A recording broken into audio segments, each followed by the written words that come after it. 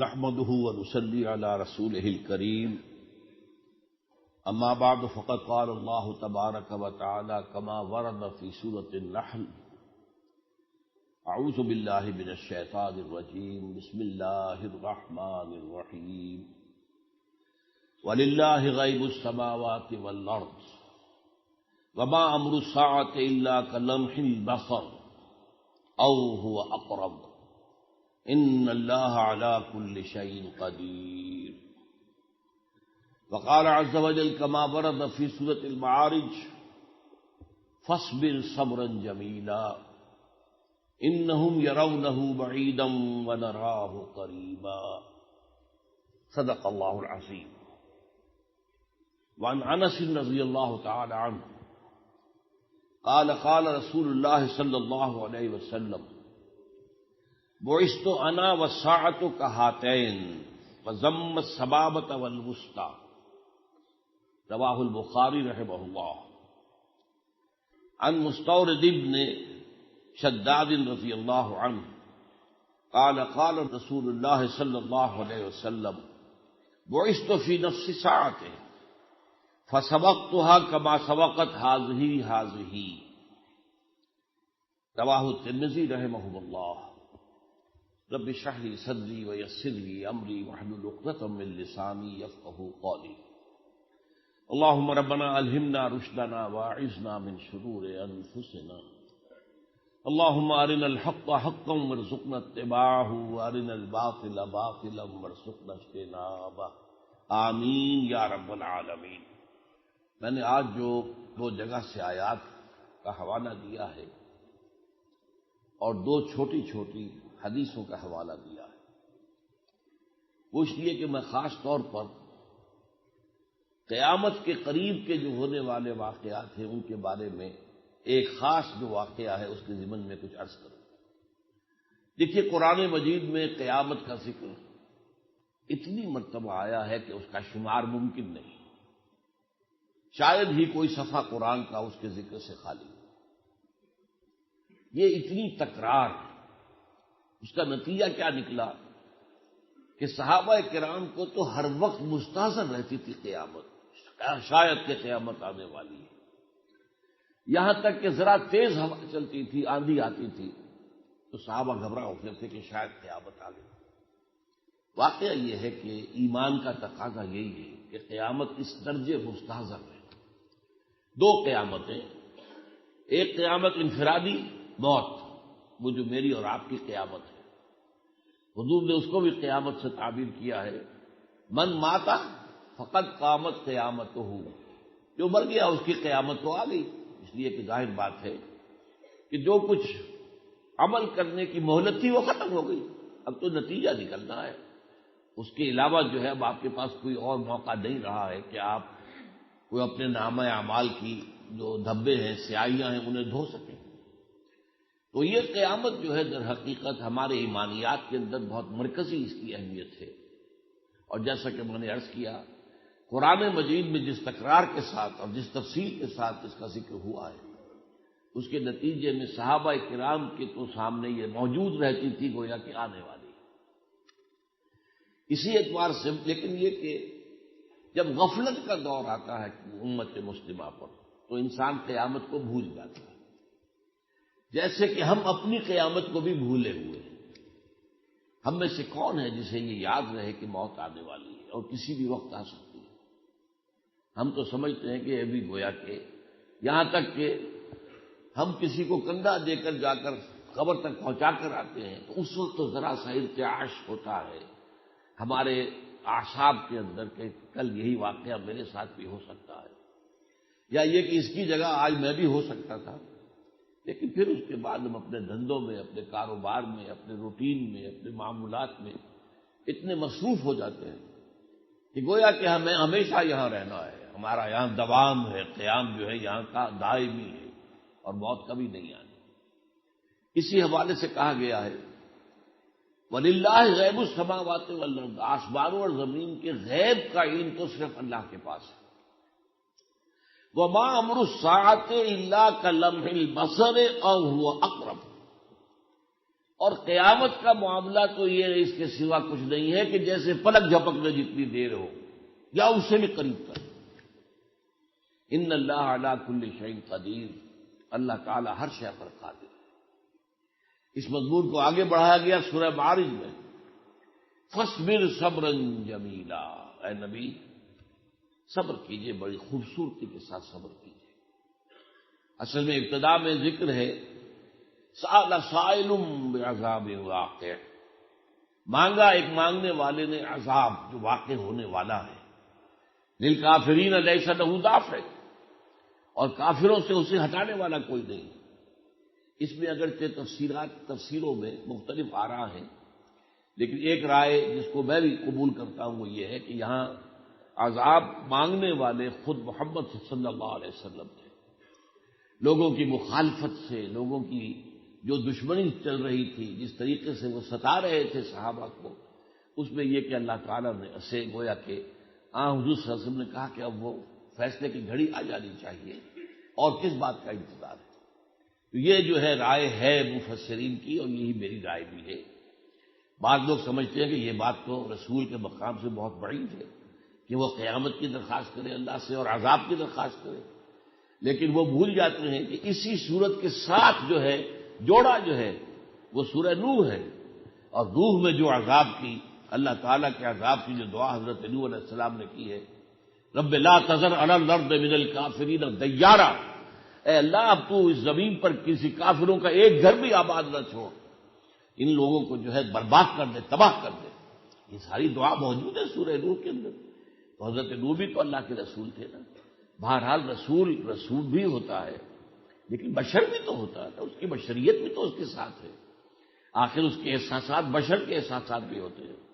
جو دعا آپ نے طائف میں مانگی تھی وہ میں نے کئی دفعہ آپ کو سنائی ہے، اس سے آپ کو اندازہ ہو سکتا ہے کہ آپ کے دل کو کتنی تکلیف پہنچی ہوئی تھی اس وقت، جس میں کہ وہ دعا آپ کی زبان مبارک سے نکلی۔ بہرحال یہ تفسیر کا ایک اختلافی موضوع ہے، لیکن یہ اس میں کہا گیا پھر فاصبر صبرا جمیلا، اے نبی ابھی ہمارے حساب میں وہ وقت نہیں آیا ہے، ہماری مشیت میں وہ وقت نہیں آیا ہے، آپ صبر کیجئے، جھیلیے، برداشت کیجئے مخالفت کو، استہزاء کو، تمسخر کو، جو بھی آپ کو تکلیفیں دی جا رہی ہیں، ہمیں خوب معلوم ہے کہ آپ کو تکلیف دی جا رہی ہے۔ وَلَقَدْ نَعْلَمُ أَنَّكَ يَضِيقُ صَدْرُكَ بِمَا يَقُولُونَ، ہمیں خوب معلوم ہے کہ جو کچھ یہ لوگ آپ کے بارے میں کہہ رہے ہیں اس سے آپ کا سینہ بھیجتا ہے، اتنی تکلیف ہوتی ہے۔ اب یہ سینے کا بھیجنا سمجھ لیجئے، تھرومبوسس جو مرض ہوتا ہے اس میں جو درد ہوتا ہے وہ ایسا ہوتا ہے جیسے کہ کوئی چیز سینے کو اندر سے بھیج رہی، وہ درد جو ہے حضور کو ہوتا تھا یہ باتیں سن کر۔ مجنون ہے، پاگل ہے، شاعر بن گئے ہیں، پتہ نہیں کہاں سے سیکھ کر آ گئے، شاعری اچھی کہتے ہیں، اور اصل میں تو انہوں نے ایک عجمی غلام کو اپنے گھر میں ایک کوٹھری میں بند کر رکھا ہے۔ وہ عجمی غلام جو ہے وہ تورات اور انجیل کا جاننے والا ہے، ان سے ڈکٹیشن لیتے ہیں اور ہم پر آ کر دھوسے مارتے ہیں کہ یہ مجھ پر وہی آئے وغیرہ وغیرہ جیسی باتیں آپ کو سننی پڑتی تھی اور برداشت کرنی پڑتی تھی۔ وَلَقَدْ نَعْلَمُ أَنَّكَ يَضِيقُ صَدْرُكَ بِمَا يَقُولُونَ، ہمیں خوب معلوم، لیکن فاصبر صبرا جمیلا انہم یرونہ بعیدا، یہ تو اس کو دیکھ رہے ہیں دور، ابھی قیامت بہت دور، وَنَرَاهُ قَرِيبًا، اور ہمیں وہ سامنے نظر آ رہی ہے، ہم دیکھ رہے ہیں کہ وہ قریب ہے۔ اس کا میرا جو ایک ذاتی تجربہ ہوا تھا وہ میں کئی دفعہ پہلے بیان کر چکا ہوں، آج پھر اس کا تذکرہ کر رہا ہوں۔ میں نے جب پہلی مرتبہ، یہ کوئی سن 62 کی بات ہے، 1962 کی، پہلی مرتبہ ہوائی سفر کیا لاہور سے کراچی، یہ فوکر چھوٹا طیارہ جو ہے وہ جایا کرتا تھا اس وقت، اور آپ حیران ہوں گے کرایہ تھا، واپسی کا کرایہ غالباً یا ایک طرف کا واللہ عالم مجھے یاد نہیں رہا، 90 روپے کرایہ تھا، لاہور سے کراچی کا ہوائی جہاز کا سفر۔ اور فوکر چونکہ نیچے چلتا ہے، زیادہ اونچا تو جا نہیں سکتا، وہ 30,000 فٹ وغیرہ 35,000 فٹ تو نہیں جا سکتا، وہ تو تقریباً 5 سے 10,000 تک جو ہے وہ اس کی رینج ہے۔ تو اتنی بڑائی سے نیچے سب کچھ نظر آتا ہے انسان کو، رات کا وقت۔ اب میں نے مجھے چونکہ جغرافیہ سے دلچسپی ہے، میں نے نوٹ کر لیا کہ 3 شہروں کی روشنیاں مجھے بیک وقت نظر آ رہی تھی، بھاولپور، اور اس کے بعد میں جو آنے والا ہے سماسٹا، اور اس سے پہلے ایک اور جنکشن آتا ہے لودھرا بھاولپور سماسٹا۔ عام ٹرین سے آپ جائیں تو ان کے درمیان آدھے گھنٹے کا فاصلہ ہے، تو مجھے احساس ہوا کہ دیکھیے میں اس وقت تینوں کو دیکھ رہا ہوں. اگر میں ٹرین سے جا رہا ہوتا تو میں جب لودھرا پہنچتا تو سمجھتا کہ ابھی بھاولپور آدھے گھنٹے کے بعد آئے گا، اور بھاولپور پہنچ جاتا تو میں سوچتا کہ ابھی آدھے گھنٹے کے بعد لودھرا آئے گا، اور میں اس وقت تینوں کو دیکھ رہا ہوں. اس سے میرا ذہن گیا اللہ تعالیٰ پوری کائنات کو بیک وقت دیکھ رہا ہے. اس کے لیے ماضی، حال، مستقبل کوئی شے نہیں ہے. ہمارے لیے جب بھاولپور آ گئے تو لودھرا ماضی ہو گیا اور سما سٹا مستقبل ہے، لیکن اس کے لیے نہ کوئی ماضی ہے نہ کوئی مستقبل ہے. ہما تن ہما وقت پوری کائنات اس کے سامنے ہے. وہ انداز ہے یہاں پہ انہم یرونہ بعیدا ونراہ قریبا. میری جب پہلی مرتبہ کتاب چھپی سابقہ اور موجودہ مسلمان امتوں کی کا ماضی، حال اور مستقبل، تو ہمارے ہاں کے ایک دانشور ہیں، ادیب ہیں، پرانے آئی سی ایس آفیسر ہیں، مختار مسعود صاحب، میں نے ان کو پڑھنے کے لیے دی. تو ان کا تبصرہ یہ تھا میری کتاب پر، آپ نے تو قیامت کو بہت قریب دکھا دیا ہے. تو فوراً میں نے یہ آیات پڑھی انہم یرونہ بعیدا ونراہ قریبا. وہ اسے دور دیکھ رہے ہیں، ہم تو قریب دیکھ رہے ہیں. اب اس کے بعد دو حدیثیں میں نے آپ کو سنائی. ایک حدیث میں جو حضرت انس سے مروی ہے رضی اللہ تعالی عنہ اور بخاری سے روایت ہے، بعثت انا والساعۃ کہاتین. آپ نے اپنی یہ دو انگلیاں جوڑ کر، یہ جو شہادت کی انگلی ہے اور یہ جو درمیانی انگلی ہے، ان کو جوڑ کر کہا میں اس طرح مبعوث ہوا ہوں کہ میں اور قیامت یوں جڑے ہوئے ہیں، یعنی میرے اور قیامت کے درمیان کوئی وقفہ نہیں ہے، کوئی فصل نہیں ہے. اس لیے کہ در حقیقت حضور کی بعثت تو قیامت کی پہلی نشانی ہے. آخری رسول آ گئے تو ظاہر بات ہے کہ اب آخری رسول کا مطلب کیا ہے کہ اب تو قیامت ہی آئے گی، کوئی اور رسول تو آنے والے نہیں. یہی حدیث آ رہی ہے ترمذی میں حضرت مستورد ابن شداد سے، اور وہاں حضور فرماتے ہیں بعثت فی نفس الساعہ، میں تو عین قیامت میں بھیجا گیا ہوں. یہ قیامت شروع ہو چکی ہے، گویا کہ یہ ایک دن ہے اب میرے اور قیامت کے مابین، اس سے زیادہ کا وقفہ نہیں ہے. ہاں دن اللہ کا جو ہے 1000 برس کا بھی ہوتا ہے، اور اسی سورہ معارج میں ہے کہ وہ 50,000 برس کا بھی ایک دن ہوگا قیامت کا دن. بہرحال فرمایا سبق تو کما سبقت حاضی حاضی. پھر آپ نے دونوں انگلیوں کو جوڑا کہ میں تو نفس قیامت میں پیدا ہوا ہوں، عین قیامت میں، بس میں ذرا پہلے آ گیا ہوں جتنا کہ یہ انگلی جو ہے اس دوسری انگلی سے زیادہ نکل آئی ہے، بس اتنا فرق ہے. تو یہ ہے وہ حقیقت قیامت کی جو قرآن اور حدیث ہمارے سامنے پیش کرتے ہیں، جس کو ہم بھلائے ہوئے ہیں. اب اس سے پہلے جو واقعات آنے والے ہیں، آپ سوچئے کہ 4 ابواب احادیث کی کتابوں کے آخر میں جو آتے ہیں، کتاب الفتن، کتاب الملاحم، کتاب اشراط الساعہ، کتاب علامات القیامہ، یہ چاروں جو ہیں یہ قیامت کے قریب کے حالات و واقعات کے بارے میں حضور کی پیشنگوئیوں پر مشتمل ہے. لیکن آج کا ہمارا دور کچھ ایسا ہے کہ ہمارا جو یہ مادی فکر ہے جو یورپ سے ابھرا اور چھا گیا پوری دنیا میں، اس کا ہم پر بھی اتنا غلبہ ہے کہ ان چیزوں سے ہمیں کوئی خاص دلچسپی نہیں. اول تو میں افسوس سے کہتا ہوں، اس سے پہلے بھی میں نے کہا تھا، آج کے بہت بڑے فتنوں میں ایک فتنہ غلام احمد قادیانی کا جو پھیل رہا ہے، اب بھی پھیل رہا ہے، مسلسل آگے بڑھ رہا ہے، اور ایک فتنہ منکرین حدیث کا. اور یہ فتنہ جتنا پھیل گیا اس کا اندازہ ہی نہیں. تقریباً ہمارے ہاں تمام پڑھے لکھے لوگ جو ہیں زیادہ، جو جب جدید تعلیم یافتہ، وہ حدیث کی کوئی اہمیت نہیں سمجھتے. بس قرآن ہے، قرآن ہے، قرآن ہے، حسبنا کتاب اللہ، بس ہمارے لیے تو اللہ کی کتاب کافی ہے. یہ بات جو ہے مختلف اس کے شیڈز ہیں لیکن بہت پھیلی. اسی لیے ان روایات کی طرف بہت ہی کم توجہ ہوتی ہے. یہاں تک کہ ہمارے ہاں، میں ایک عالم دین کی گواہی آپ کے سامنے پیش کر رہا ہوں. انہوں نے بھی کہا، ایک مرتبہ میں نے بنو میں ایک تقریر کی جس میں قیامت سے حالات جو پہلے ہونے والے ہیں، اور خاص طور پر جو قیامت سے قبل پوری دنیا میں خلافت علی منہاج النبوت کا نظام قائم ہونے والا ہے، وہ حدیثیں جب میں نے وہاں سنائی تو ایک بڑے عالم دین جو باقاعدہ مدرسے میں شیخ الحدیث بھی ہیں، انہوں نے مجھ سے کہا کہ ڈاکٹر صاحب ہم نے تو یہ حدیثیں پڑھی نہیں ہیں، اس لیے کہ یہ جو ابواب آتے ہیں حدیث کی کتابوں میں آخر میں، اس وقت تک جو ہے ہمارا معاملہ جو ہے ختم ہو چکا ہوتا ہے. ہمارا سارا زور ہوتا ہے فقہی احادیث، احادیث کے ابواب کیا ہیں؟ شروع میں سب سے پہلے آ جائے گا کتاب المیہ، پانی کا ذکر، پانی پاک کون سا ہے ناپاک کون سا ہے، پہلے یہ علم ہونا چاہیے، اس لیے کہ پاک پانی سے وضو ہو سکتا ہے، ناپاک سے تو نہیں ہو سکتا۔ تو پانی کی طہارت، پھر یہ کہ اور جسمانی طہارت، پھر نماز، پھر زکوٰۃ، ان کے احکام پر، اور چونکہ اس میں اختلافات ہیں، فقہ حنفی یہ کہہ رہی ہے، فقہ مالکی یہ کہہ رہی ہے، فقہ شافعی، تو ساری بحثیں طویل ترین انہی موضوعات پر ہوتی ہیں۔ آخری وقت میں آ کر تیزی کے ساتھ دوڑاتے ہوئے ہمیں ان اسباق میں سے گزارتے ہیں، لہذا ہم نے در حقیقت کبھی ان ابواب کی احادیث پر توجہ نہیں کی۔ یہ ایک بڑے عالم دین کی شہادت میں آپ کے سامنے پیش کر رہا ہوں۔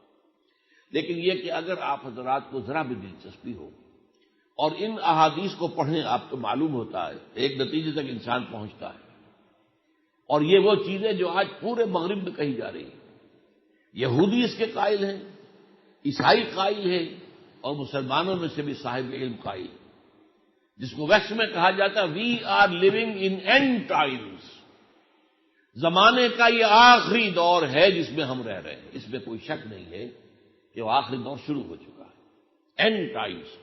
اس نام سے ایک پروگرام بھی کیا تھا ڈاکٹر شاہد مسعود نے، جس میں میرا بھی بڑا حصہ تھا، آپ کو شاید یاد ہوگا، ARY پر جب وہ کام کرتے تھے، اور اس کی بڑی شہرت ہوئی تھی، انہوں نے بھی بہت محنت کی تھی، یہاں آ کر میرے آفس میں بیٹھ کر ریکارڈ کروایا تھا، تو اس میں میری بہت سی باتیں شامل ہیں۔ تو یہ اپنی جگہ پر ایک بہت اہم موضوع ہے جس کی طرف لوگوں کی دلچسپی نہیں۔ آج خاص طور پر میں آپ کو جو اس وقت کا جو دنیا کا سیناریو ہے وہ دکھانا چاہتا ہوں کہ کس تیزی کے ساتھ حالات ادھر جا رہے ہیں جدھر احادیث نبویہ نے خبر دی۔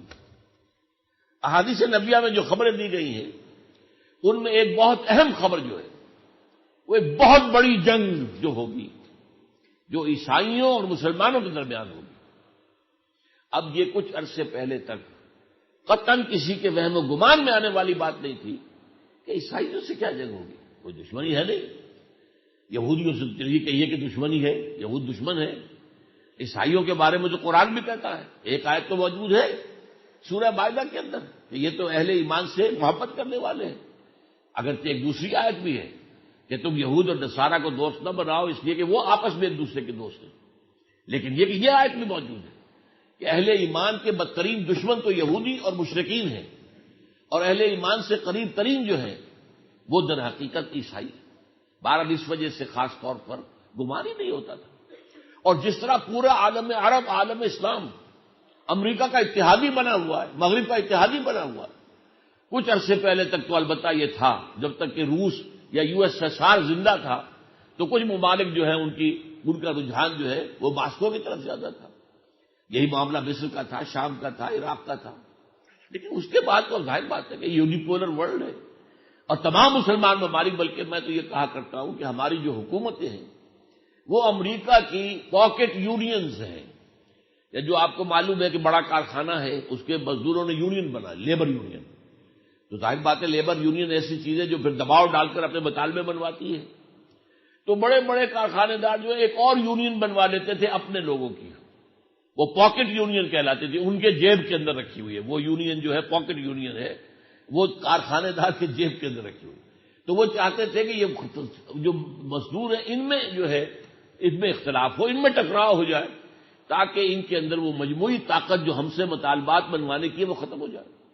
تو واقعہ یہ ہے کہ آج عالم اسلام کی تمام حکومتیں الا استثناء اگر کوئی ہو سکتا ہے کسی درجے میں تو وہ صرف ایران ہے، باقی اور کوئی نہیں، باقی سب کی سب پاکٹ یونینز ہے۔ ایران کا حال بھی بہت تیزی کے ساتھ بدل رہا ہے، اور وہاں پر بھی اب جو فسادات ہوئے ہیں اور جو وہاں مظاہرے ہوئے ہیں، ظاہر بات ہے اس کے پیچھے امریکہ کا CIA کا ہاتھ ہے۔ CIA نے اس سے پہلے ڈاکٹر مصدق کو ختم کرا دیا تھا، ایران نے ایک بڑا انقلابی قدم اٹھایا تھا جبکہ اس نے تیل کے جو کارخانے ہیں برطانیہ وغیرہ کے ان نیشنلائز کر دیا تھا، بہت بڑی بغاوت تھی، لیکن پھر کیا کیا CIA نے، ڈاکٹر مصدق ختم اور بادشاہ دوبارہ آ کر سر پر مسلط ہو گیا۔ اسی طریقے سے معلوم ہوتا ہے کہ وہاں پر علماء کی حکومت کو ختم کر کے اور پھر اسی طرح کی حکومت، ظاہر بات ہے کہ وہاں کے نوجوانوں کے اندر، کیونکہ نوجوانوں کی اکثریت جو ہے اس وقت وہاں پر وہ ہے جو انقلاب کے بعد پیدا ہوئی ہے، انہیں انقلاب سے پہلے کے حالات کا کوئی تجربہ نہیں ہے اور بادشاہ کے دور کے حالات کا کوئی تجربہ نہیں ہے۔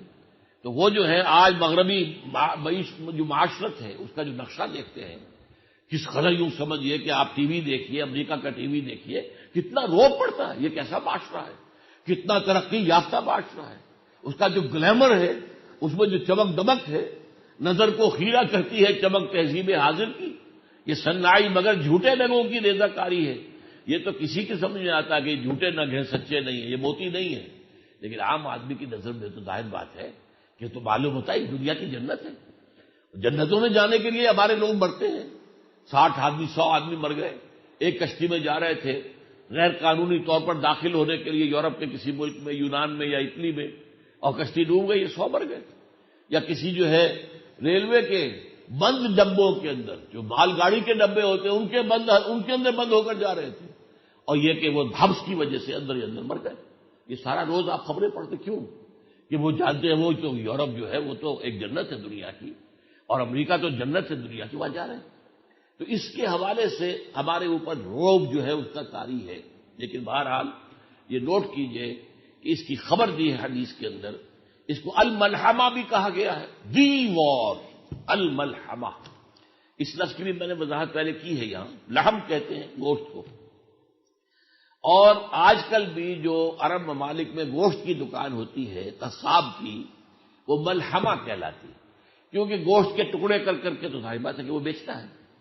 تو جنگ کے اندر بھی گوشت کے چیتھڑے اڑ جاتے ہیں، کسی کا بازو اڑ گیا، کسی کی ٹانگ اڑ گئی، کسی کے پیٹ میں اگر بم کا جو ہے کوئی ٹکڑا لگا ہے، تو وہ سارا معاملہ جو ہے انسانی جسم جو ہے جس طریقے سے اس کے چیتھڑے اڑتے ہیں جنگ کے اندر، تو اس کا نام ملحمہ ہے، الملحمہ۔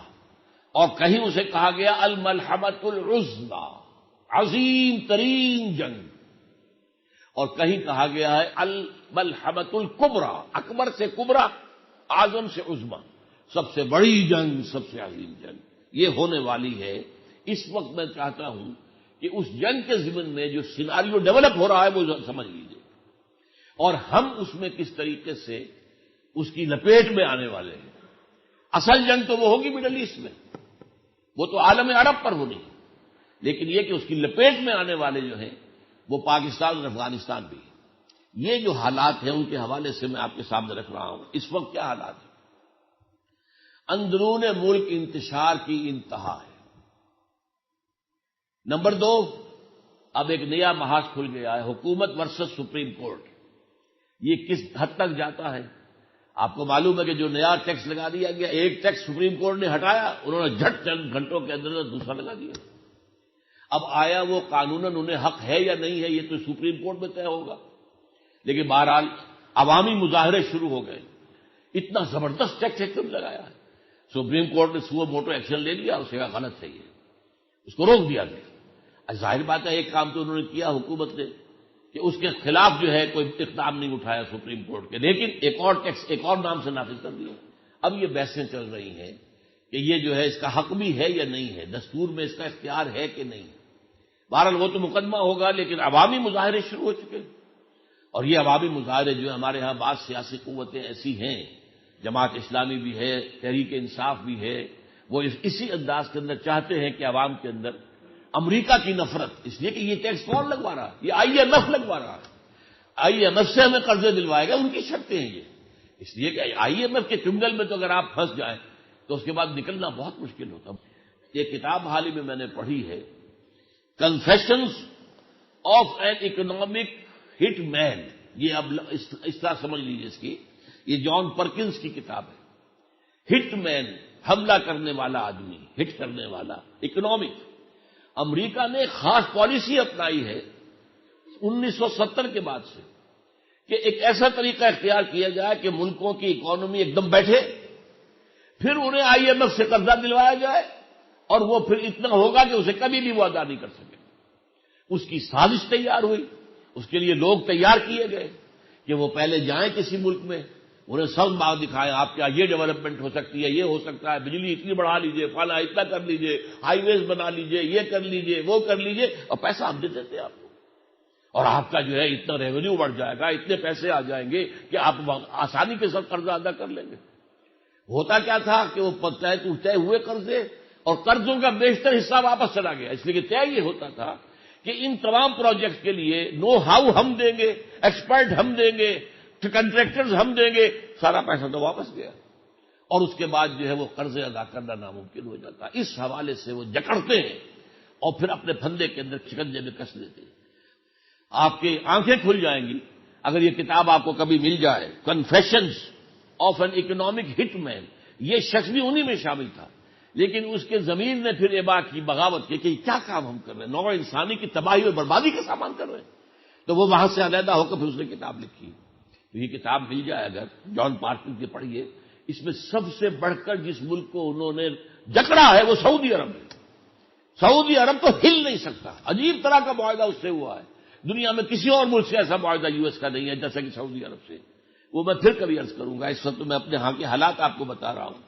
ملک میں خلفشار ہے اور مہنگائی کا طوفان اور بڑھے گا، اور ظاہر بات ہے کہ مظاہرے شروع ہو چکے ہیں، ان کے اندر بھی ظاہر بات ہے کہ زیادہ آ سکتی ہے لوگوں کی جو بھوک ہے، اور پھر بجلی کا بحران ہے اور پانی کا بحران ہے، ان سب سے بری طریقے سے پہلے سے لوگ پریشان ہیں۔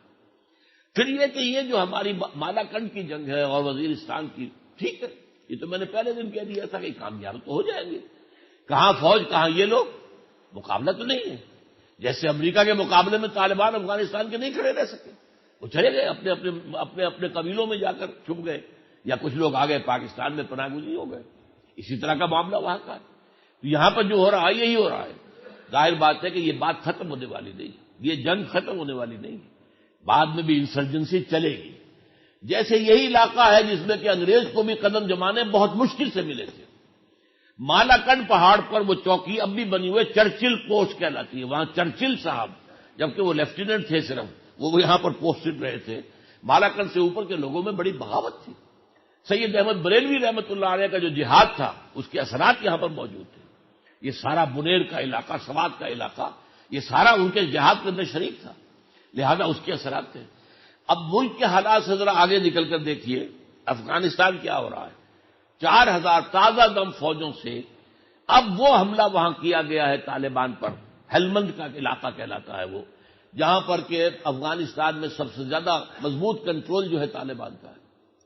اور یہ کہا گیا ہے کہ ویٹنام کی جنگ کے بعد کوئی ایک حملہ اتنا بڑا نہیں ہوا جتنا بڑا یہ حملہ اس وقت کیا جا رہا ہے۔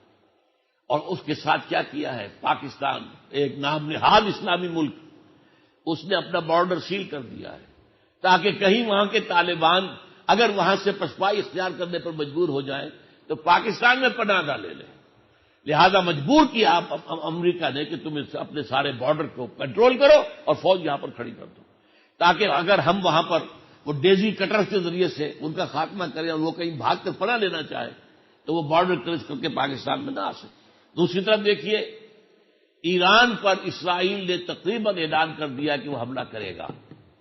اس وقت وہاں پر نتن یاہو جو ہے وزیر اعظم ہے، اور لائبر مین جو وزیر خارجہ بنا ہے، یہ دونوں بدترین رائٹسٹ، انتہائی نسل پرست اور انتہائی یوں سمجھیے کہ کٹر یہودی، اور ان کا پروگرام جو ہے انہوں نے طے کر دیا کہ ہم حملہ کریں گے۔ اور امریکہ نے کیا کہا ہے، ہاں جی وہ ساورن ملک ہے، اسے حق ہے وہ جو چاہے کرے۔ اس وقت رونا آتا ہے، ساورن وہ تو نظر آ رہا ہے، پاکستان ساورن نہیں ہے۔ پاکستان کی حدود کو جب چاہو پامال کر دو، جہاں چاہو ڈرون بھیج دو۔ پاکستان میں تم نے اڈے بنا لیے، وہیں پر بیٹھے ہوئے ہو، پاکستان کو تم ڈکٹیٹ کرتے ہو۔ اور وہ چھوٹا سا وہ جو ہے وہ ساورن ہے جو کہ تمہارے بل پر کھڑا ہوا ہے، تمہاری امداد کے بغیر اس کا وجود ممکن نہیں۔ اور بڑے معصومیت سے جی وہ ساورن ملک ہے وہ جو چاہے کرے، ہاں نہ کرے تو اچھا ہے، اس لیے کہ اگر وہ حملہ کرے گا تو پورا مڈل ایسٹ ڈی اسٹیبلائز ہو جائے گا۔ یہ الفاظ کہہ دیے اس نے، یہ آپ یاد رکھیے الفاظ ذرا، پورا مڈل ایسٹ ڈی اسٹیبلائز ہو جائے گا، یہ اس نے کہا ہے۔ لیکن اس میں بھی پھر ایک بات، ایک اور نام نہاد ملک مسلمان، سعودی عرب نے انہیں پیسے دینے کا وعدہ کر لیا ہے، ہماری فضا پہ سے جس طرح چاہو جاؤ اور جا کر حملہ کرو ایران۔ اور یہ آج ہی کی بات نہیں ہے، 60s میں جب کہ عراق کے جو ایٹمک جو انسٹالیشنز تھی انہیں برباد کیا تھا اسرائیل نے، تو اس وقت بھی ان کی جو فیول ریفیولنگ ہوئی تھی ان کے جہازوں کی، وہ سعودی عرب کی فضا میں ہوئی تھی۔ وہ تو میں آپ کو بتا چکا ہوں، سعودی عرب کو جس طریقے سے جکڑا ہوا ہے تو ہل نہیں سکتا بالکل۔ وہ تو ان کے پنجوں کے اندر ہے۔ اس حوالے سے اب انہوں نے اجازت کھل کر اخبار میں آ چکا کہ انہوں نے اجازت دے دی کہ آپ ہماری فضائی جگہ جو استعمال کر سکتے ہیں، ادھر سے ہو کر جائیں۔ آگے چلیے، امریکہ اور روس کا آپ باہمی متفق معاملہ آیا ہے کہ افغانستان اور پاکستان میں طالبان کی حکومت بہت بڑا خطرہ ہے پوری نوع انسانی کے لیے۔ دو دشمن جڑے ہوئے ہیں اس بات پر، اسلام کے خلاف متحد ہے۔ اور ظاہر بات ہے، کیا بیچارہ افغانستان اور واقعتاً پاکستان ٹھیک ہے، اگر یہ نیوکلیئر ملک ہے، لیکن اس کی معاشی حالت کیا ہے، اس کے اندر جو صورتحال ہے، جو کمزوریاں ہماری، ہم جانتے ہیں اچھی طرح، دنیا ہم سے بہتر جانتی ہے۔ لہذا کہا جاتا ہے 10ویں نمبر پر فیلڈ اسٹیٹ جو ہے پاکستان، تو ان کے اندر سے کہاں سے خطرہ نظر آ گیا تمہیں؟ ہاں، اسلامی جذبہ کچھ ہے، اس کی طرف میں بات آپ کو اور حوالے دوں گا، لیکن یہ کہ اس کی وجہ سے دونوں متفق ہیں کہ یہ تو خطرناک ترین بات جو ہے وہ پاکستان اور افغانستان دونوں میں طالبان کی طرف کی حکومت قائم ہو جانا ہے۔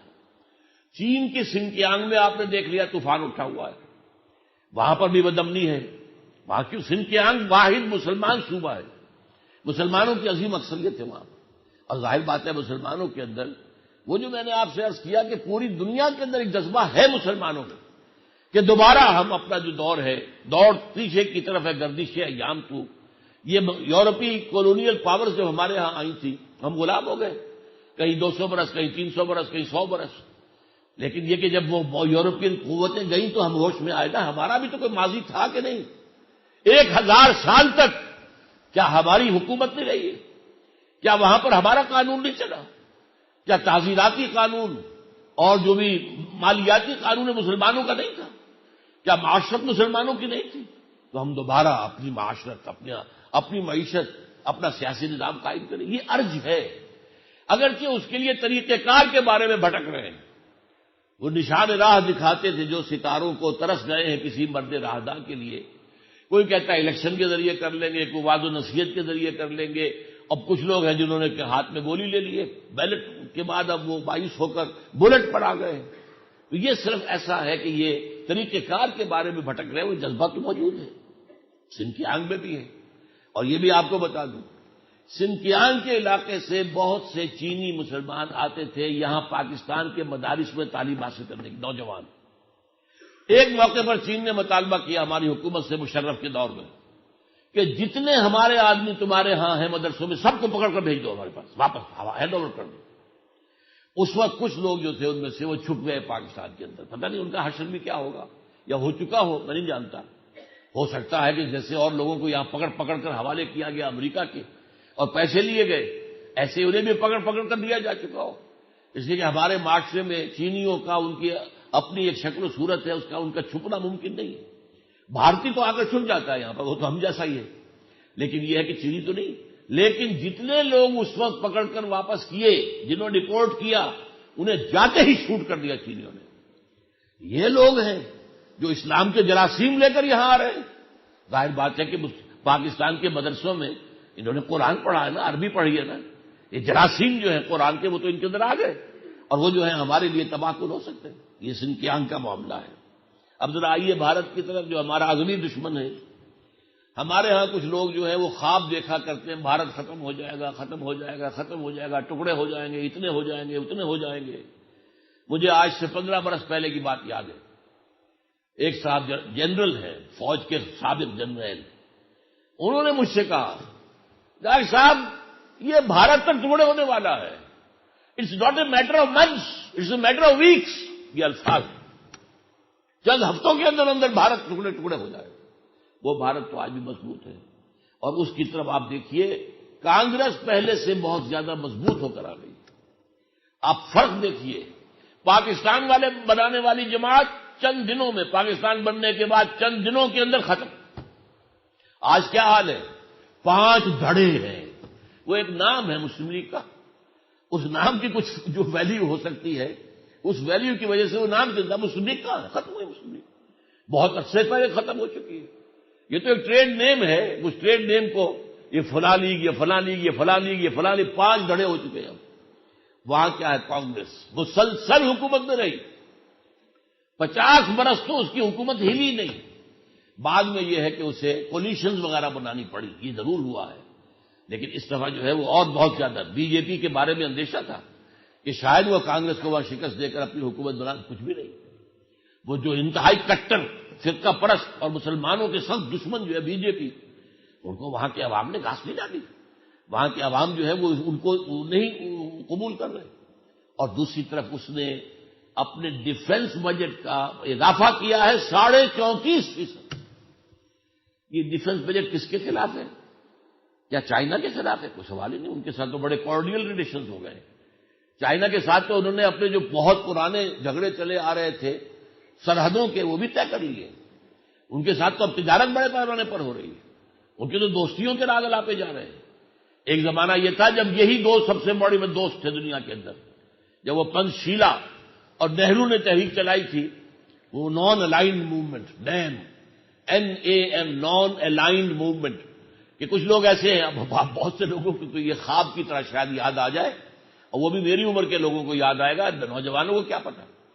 جب یہ دو بن رہے تھے کیمپ علیحدہ علیحدہ، اور جو آپس میں متحارب تھے، ایک USSR کا کیمپ، ایک امریکہ کا کیمپ، کچھ ممالک نے طے کیا کہ ہم نہ ادھر جائیں گے نہ ادھر جائیں گے، نان الائنڈ، ہم نہ امریکہ کے ساتھ ہیں نہ روس کے ساتھ ہیں، ہم کسی کے ساتھ ہمارا انڈیپینڈنٹ ہوگا۔ وہ نان الائنڈ موومنٹ کے اندر چین اور بھارت سب سے آگے تھے۔ انہی میں پھر سوکارنو آ رہا تھا، انہی میں آ رہا تھا ہمارا جو ہے مصر کا جمال عبد الناصر۔ تو یہ ایک موومنٹ تھی، اب تو بہت جلدی ختم ہو گئی، اور اب تو ظاہر بات ہے کہ جب روس کا اور USSR کا جو ہے جنازہ نکل چکا، تو اب اس کا کوئی سوال ہی نہیں، اب تو یہ دنیا یونیپولر ہے۔ بہرحال یہ ہے صورتحال اس وقت، جس میں آپ دیکھ رہے ہیں کہ حالات ایک عظیم جنگ، اس عظیم جنگ کے بارے میں حدیث کے چند الفاظ آپ کو سناتا ہوں۔ یہ ایک لمبی حدیث ہے جس میں حضور صلی اللہ علیہ اور صحیح بخاری کی ہے، حضرت عوف ابن مالک رضی اللہ تعالی عنہ سے حضور نے قیامت سے قبل کی 6 نشانیاں بیان کی ہیں۔ میں وہ ساری نہیں بیان کر رہا، ذرا چند گنوا رہا ہوں۔ ثم استفادۃ المال، مال اتنا ہو جائے گا، دولت اتنی بڑھ جائے گی، اور خاص طور پر یاد کیجئے حضور جب بھی گفتگو کرتے ہیں تو آپ کے پیش نظر اصل میں عرب ہوتے ہیں، اس لیے کہ عربوں تک ہی اس وقت محدود تھا اسلام، باہر تو ابھی اسلام پہنچا ہی نہیں تھا۔ پھر یہ کہ عرب نیوکلیس ہے ملت اسلامیہ کا، اصل مرکز تو وہی ہے، تو اتنا، اور آج وہ مال آپ کو نظر آ رہا ہے عرب کے اندر۔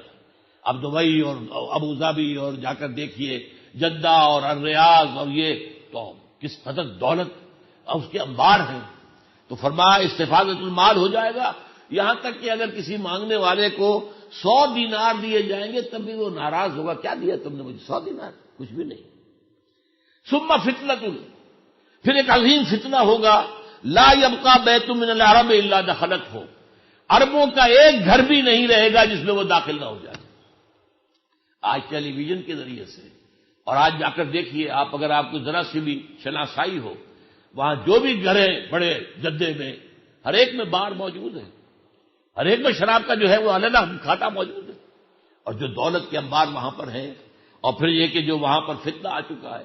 اب جو ہے وہ جو معاہدہ ہوا ہے جو اب سعودی عرب کا امریکہ کے ساتھ، اس میں یہی طے ہے کہ امریکہ بہت قلیل وقت کے اندر سعودی عرب کو ایک جدید مملکت بنا دے گا، ہر اعتبار سے جدید مملکت۔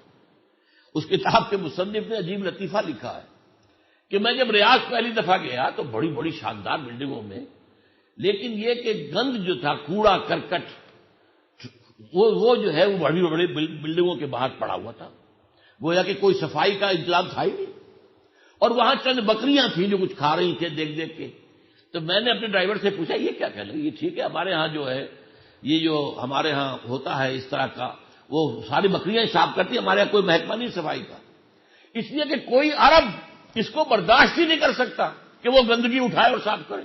عرب تو عرب ہے، لہذا یہ کہ وہ چونکہ کام یہ کر ہی نہیں سکتے، لہذا کوئی ہمارے یہاں صفائی کا نظام نہیں ہے، بس یہی بکریاں بھیڑیں اور جو بھی آ جائیں گائے وغیرہ وہ صاف کرتی۔ تو فرمایا ثم فتنۃ، پھر فتنہ ہوگا، ثم ہدنۃ، پھر تمہاری ایک صلح ہوگی بنو اسفر کے ساتھ۔ یہ جو پیلے رنگ کے لوگ ہیں بنو اسفر کہلاتے رومی، جو کہ بہرحال گورے لوگ تھے۔ ثم یغدرون، پھر یہ رومی جو ہے تم سے جو ہے بے وفائی کریں گے، فیاتونکم تحت 80 غایۃ، پھر وہ تم پر حملہ آور ہوں گے 80 جھنڈے لے کر، تحت کل غایۃ 12 الفا، ہر جھنڈے کے نیچے 12,000 فوج ہوگی۔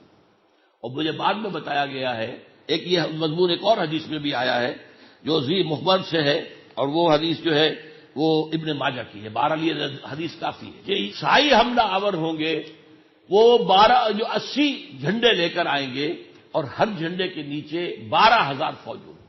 بعد میں معلوم ہوا کہ آج کل ایک ڈویژن فوج جو ہے 12,000 کی ہوتی ہے۔ اچھا، اب یہ تو صورتحال ہے اس وقت کی دنیا کی، اور حضور کی حدیث یہ ہے۔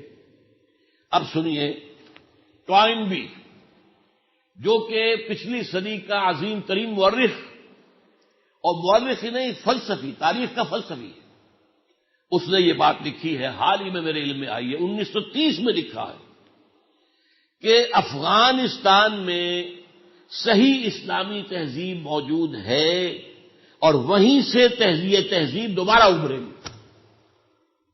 حدیث میں آیا کہ خراسان سے چلیں گی فوجیں، یخرجوا ناس من خراسان رایات السود، کالے جھنڈے نکلیں گے اور انہیں لا یردھا شیء، کوئی طاقت انہیں اس کا رخ موڑ نہیں سکے گی، یہاں تک کہ جا کر یروشلم میں نصب ہو جائیں گے۔ یہ یہودیوں کے ہاتھوں واپس یروشلم لینا جو ہے، وہ در حقیقت خراسان کے علاقے سے جانے والے لوگ جو ہیں وہ حضرت مسیح کے ساتھ ہو کر جب جنگ کریں گے تب یہ معاملہ ہوگا۔ تو حدیث موجود ہے، خراسان کی حدیث موجود ہے، اور ٹوائن بھی کہہ رہا ہے کہ 1930 میں اس نے لکھا ہے یہ کہ افغانستان میں صحیح اسلامی تہذیب موجود ہے۔ اب آپ سوچئے، آج تو ہمارے ہاں لوگ کہتے ہیں دقیانوسی، بڑی پرانی، بڑی وہ نفرت کے ساتھ ان کی تہذیب کو، اور وہ کہہ رہا ہے برٹن کا سب سے بڑا فلسفی، 20ویں صدی کا سب سے بڑا تاریخ کا فلسفی، کہ وہاں صحیح اسلامی تہذیب موجود ہے اور وہیں سے اسلامی تہذیب دوبارہ ابھرے گی۔ آگے چلیے، یہی ٹوائن بھی لکھتا ہے، یہ اس نے 1950 کے آس پاس لکھا ہے، اور یہ مجھے اسی کتاب میں ملا جس کا میں حوالہ ابھی آپ کو دے چکا ہوں، confessions of an economic hit man. اس میں وہ لکھتا ہے، the real war in the 21st century will be fought not between communism and capitalism but between Christians and Muslims۔ اس کی 2 کتابوں کا حوالہ اس میں دیا گیا ہے، civilisation on trial and the world and the west, ان دونوں کے اندر اس نے یہ بات لکھی ہے۔ 21ویں صدی میں جو جنگ جس کو کہا جا رہا تیسری عالمگیر جنگ، یہ تو میں سنتا آ رہا ہوں کوئی 20-25 سال سے، اور یہ بھی کہ 2 عالمگیر جنگیں جو ہے یورپ میں لڑی گئی، ہمارے کروڑوں لوگ مارے گئے، یورپین سسٹم مارے گئے نا، پہلی جنگ عظیم، دوسری جنگ عظیم، ادھر بھی خیر فارس کے جاپان کی وجہ سے بھی کچھ ہوا ہے، لیکن اصل تو یورپ کا ستیہ ناش ہوا، 6 کروڑ انسان جو ہیں وہ 2 جنگوں کے اندر ختم ہوئے یورپ کے اندر۔ یہ پہلی جنگ عظیم سن 14 سے 17 تک، اور پھر دوسری جنگ عظیم۔ اب کہا گیا تھا تیسری جنگ ہم یہاں نہیں ہونے دیں گے، تیسری جو عظیم ترین جنگ ہوگی وہ ہوگی مڈل ایسٹ میں۔ اور جب یہ ٹائم بھی لکھ رہا ہے 1950 کے اندر، تو اس وقت خیال یہ تھا کہ یہ جنگ تو ہوگی کمیونسٹوں کی، اور دو ہی ممالک ایک دوسرے کے آمنے سامنے تھے، ایک طرف امریکہ اور اس کے ہواری، اور دوسری طرف USSR اور اس کے ساتھی۔ تو غلط، یہ کیا پتا تھا کہ کوئی 20-30 سال کے بعد USSR ختم ہو جائے گا، لیکن یہ کہ بہرحال جو فلاسفر ہے ہسٹری کا وہ دیکھ رہا تھا کہ کیا ہونے والا ہے۔ اس نے لکھا ہے تفصیل سے کہ کمیونزم اپنے آپ کو سسٹین نہیں کر سکتا، اس کے پاس کوئی ہائر آئیڈیل نہیں ہے، اس کے پاس کسی مافوق الفطری ہستی کا کوئی تصور نہیں ہے، اور جب تک کسی ایک اونچی ہستی کا تصور نہ ہو کوئی تہذیب اپنے آپ کو سسٹین نہیں کر سکتی۔ یہ لکھتا ٹائم بھی، اور چونکہ اس کے پاس نہیں ہے یہ سسٹین نہیں کر سکے گا، لہذا جو جنگ ہونی ہے 21ویں صدی کے اندر وہ کمیونسٹوں اور کیپٹلسٹوں کے درمیان نہیں ہوگی بلکہ عیسائیوں اور مسلمانوں کے درمیان ہوگی۔ یہ ہے معاملہ جس کی طرف تاریخ جا رہی ہے۔ اس میں جیسا کہ میں نے کہا بہت بڑا اس میں جو احادیث ہے کہ یہ سارے عرب ممالک جو ہے ایک دفعہ یہ جو ہے عیسائی فتح کر لیں گے، اور یہاں پر گریٹر اسرائیل، ایک عظیم تر اسرائیل قائم ہو جائے گا۔ اس کے بعد حضرت مہدی سلام علیہ کا ظہور ہوگا، اور عرب کے اندر ایک اسلامی حکومت قائم ہوگی، جو اس وقت جکڑا ہوا ہے USA کے شکنجے کے اندر اللہ تعالیٰ نجات دے گا، وہاں اسلامی حکومت قائم ہوگی، اور اس کو قائم کرنے کے لیے ایک مشرقی ملک سے فوجیں جائیں گی۔ یخرج الناس من المشرق یؤطئون للمہدی علی سلطانی، یہ حدیث میں نے پہلے بھی آپ کو سنائی ہے۔ اور اس کے بعد جو ہے پھر وہ الملحمہ بڑا ہوگا، اس کے اندر جو ہے نقصان مسلمانوں کا بہت ہوگا، اور وہاں پر مسلمانوں سے مراد عرب ہی ہے، کیونکہ وہ کہ میدان جنگ مڈل ایسٹ بننا ہے، یہ ہمارا علاقہ میدان جنگ نہیں بنے گا اس جنگ میں۔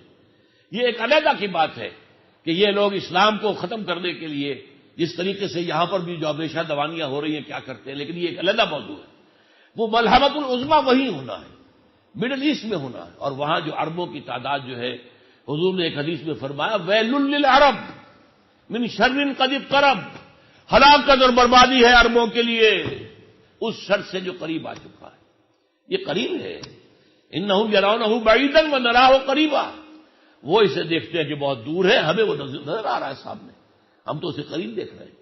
یہ حالات ہیں جدھر اس وقت عالمی حالات جا رہے ہیں، اور پورے دنیا پر تسلط جمانے کے لیے امریکہ جس لائحہ عمل پر عمل پیرا ہے، اور اس میں خاص طور پر جس طریقے سے ایک جو پروفیسی ہے وہ سینٹ جان کی جو بائبل میں ہے، بائبل کا آخری باب ہے مکاشفات یوحنا، ریولیشنز آف جان۔ اب یہ جان کا لفظ ایک تو آتا ہے حضرت یحییٰ کے لیے، وہ جو ہے حضرت یحییٰ علیہ الصلوۃ والسلام نبی تھے، اور وہ حضرت عیسیٰ کے غالباً خالہ زاد بھائی بھی تھے، بہت قریبی رشتہ دار تھے، اور وہ حضرت عیسیٰ سے بڑے تھے عمر میں، لیکن تھے دونوں ہم عصر، ایک وقت میں موجود تھے دنیا میں۔ اور ایک جو ہے حضرت عیسیٰ کے حواریین میں جان ہے، ان کی بھی ایک بائبل ہے، سینٹ جان کی Bible, gospel according to Saint John. لیکن انہی کے کچھ مکاشفات ہیں جو انہوں نے خواب وغیرہ دیکھے ہیں، اس میں انہوں نے ذکر کیا ہے کہ ایک بہت بڑا بیسٹ ہوگا، درندہ، جس کے 9 سینگ ہوں گے، اور وہ اس کے اوپر سوار ہوگی ایک آبرو باختہ عورت، اور وہ اس سے کام لے گی، اور وہ بیسٹ جو ہے تباہی پھیلائے گا دنیا کے اندر بہت بڑے پیمانے پر۔ وہ آبرو باختہ عورت اسرائیل ہے، یہود، اور جو سواری کر رہی ہے وہ بیسٹ، وہ یہ جو اب یونائٹڈ یورپ جمع ہو رہا ہے، اس میں آتا ہے 9 بادشاہ۔ یہ ویسے تو ممالک کی تعداد زیادہ ہے، لیکن ایک زمانے کے اعتبار سے اگر آپ کنگڈمز گنیں گے اس میں کہ جو ہوتی تھی، تو وہ 9 بادشاہ جو اینشنٹ ہولی رومن امپائر تھی، در حقیقت اس کو دوبارہ زندہ کیا گیا ہے یہ EU کی شکل کے اندر۔ تو اس حوالے سے یہاں سے وہ فوجیں آنی ہیں، اور جیسا کہ میں نے کئی دفعہ آپ کو بتایا ہے، جب یہ USSR کا خاتمہ ہوا ہے اور اس کے بعد نیٹو کو اثر نو آرگنائز کر رہے تھے، ایکسٹینڈ کر رہے تھے، تو اس وقت کسی نے پوچھا تھا نیٹو چیف سے کہ اب آپ کا دشمن تو ختم ہو گیا، اب کاہے کے لیے آپ یہ ساری تیاریاں کر رہے ہیں؟ تو کہا اب ہمیں خطرہ جو ہے مسلم فنڈامنٹلسٹ سے ہے، اب اس کی ہم نے بےخطری کرنی ہے، اس کے لیے نیٹو اب مزید بڑھ رہا ہے، اس کے اندر تعداد ہو رہی ہے۔ امریکہ کے اور روس کے درمیان سب سے بڑا نزاع اس وقت کیا ہے؟ جارجیا کو اور جو ہے اس کے اوپر جو ملک ہے، ان دونوں کو امریکہ نے جمہوریت کی طرف کھینچ لیا ہے، نیٹو میں شامل کرنا چاہتا ہے۔ روس کہتا ہے ہرگز نہیں، میں برداشت نہیں کروں گا اگر ان دونوں ممالک کو جو کبھی میرے زیر اثر ہوتے تھے اگر تم نے نیٹو میں شامل کیا تو پھر گویا کہ ہمارا کوئی معاہدہ آپس میں نہیں ہوگا۔ تو یہ چیزیں ہیں اس وقت جو دنیا میں ہو رہی ہیں۔ ان حالات کے اندر ہمیں پاکستان کے اندر، میں نے ہمیشہ کہا ہے، ہٹ لسٹ اللہ کی بھی ایک ہٹ لسٹ ہے۔ پہلے عرب ہیں، ان پر تو آنا ہی آنا ہے، عذاب آئے گا۔ دوسرے نمبر پر ہم پاکستانی ہیں۔ کیوں ہے وہ پہلے نمبر پر کیوں ہے؟ ان کے پاس اللہ کا کلام ان کی اپنی زبان میں ہے۔ اور ہم کیوں ہیں؟ ہم نے ایک ملک اسلام کے نام پر لیا تھا لاکھوں انسانوں کی قربانی سے، اور ہم نے وعدہ خلافی کی ہے۔ اب بھی اگر کوئی وقت ہے اللہ تعالی ہمیں مہلت دے دے، اس ملک کے اندر اس اسلام کے نظام کو قائم کرنے کی جد و جہد کریں۔ اللہ تعالی مجھے اور آپ کو اس کی توفیق عطا فرمائے۔ اقول قولی ھذا واستغفر اللہ لی ولکم ولسائر المسلمین والمسلمات۔